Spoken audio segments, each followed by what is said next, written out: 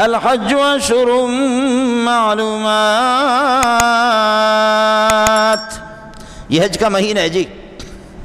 من ملک زادا وراحلۃ تبلغه الی بیت اللہ فلم یحج، جس آدمی کے پاس اتنی گنجائش ہے، مال ہے، اور سبزی منڈی والے ذرا دیر سے بھی آتے ہیں نا نماز میں، پیسے کٹھے کرو حج نہ کرو، پٹھانوں بلوچوں خوب پیسے جمع کرو، حج نہ کرو، اس سال نہیں کیا تو اگلے سال کریں گے، اگلے سال نہیں کیا تو اگلے سال کریں گے، اگلے سال نہیں کیا تو اگلے سال، اگلا سال آئے گا اگلے سال کریں گے، اس سے اگلا سال آ گیا تو اگلے سال کریں گے، اس سے اگلا سال آ گیا تو اگلے سال۔ انشاءاللہ تمہارا اگلا سال نہیں آئے گا، تمہارے اگلے سال سے پہلے اسرائیل آئے گا۔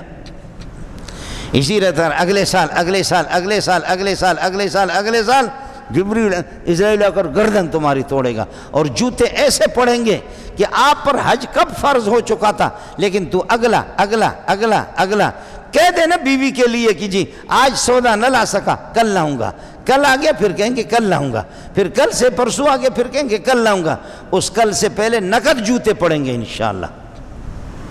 اس کل سے پہلے کل نہیں ہوگا، نقد جوتے پڑیں گے انشاءاللہ۔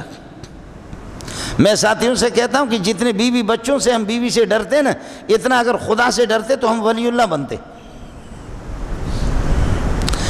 اتنا اگر اللہ کا خوف ہمارے اندر اگر ہوتا نا تو ہم تو ولی اللہ بنتے۔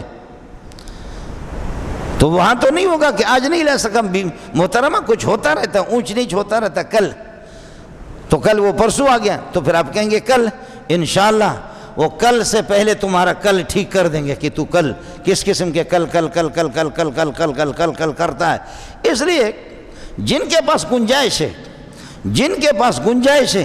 جلدی کر لیں، جن کے پاس گنجائش ہے وہ جلدی کریں، حج کی کوشش کر لیں، اور انشاءاللہ حج کے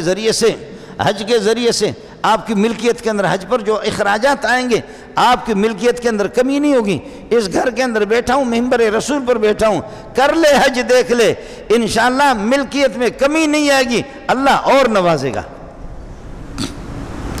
صدقے والا آدمی صدقہ اس کے مال کو گھٹاتا نہیں ہے،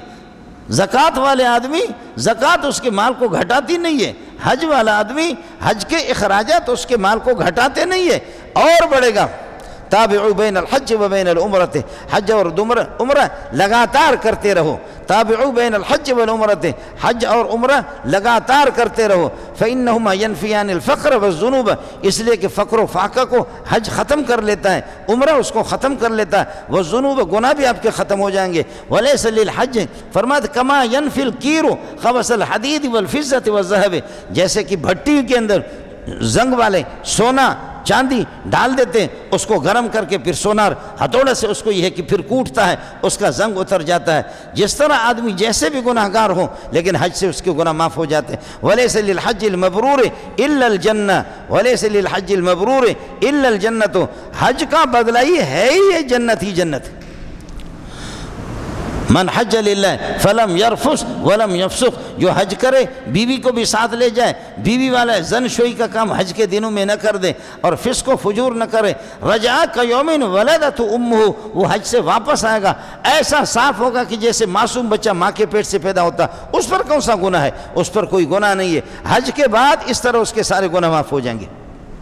ساتھی نیت بھی کر لیں، ساتھی کوشش کر لیں۔ پچھلے سال میں نے عرض کیا کہ وہ پچھلے سال آپ نے کہا کہ اگلے سال، اب اس دفعہ عرض کر رہا ہوں آپ کہیں گے اگلے سال، اور اس دفعہ پھر اگلے سال کو کہیں گے آپ کہیں گے کہ اگلے سال، اس سے آگے اگلے سال کو کہیں گے آپ کہیں گے اگلے سال، انشاءاللہ اسرائیل میرے اور آپ کے اگلے سال سے پہلے آئے گا۔ حضرت ملک الموت علیہ السلام وہ میرے اس وجہ سے بہت بڑی معصیت ہے، بڑی بغاوت ہے، بہت گناہ کی بات ہے کہ انسان باوجود گنجائش کے صاحب نصاب ہونے کے پھر بھی من ملک زادا وراحلۃ تبلغه الی بیت اللہ،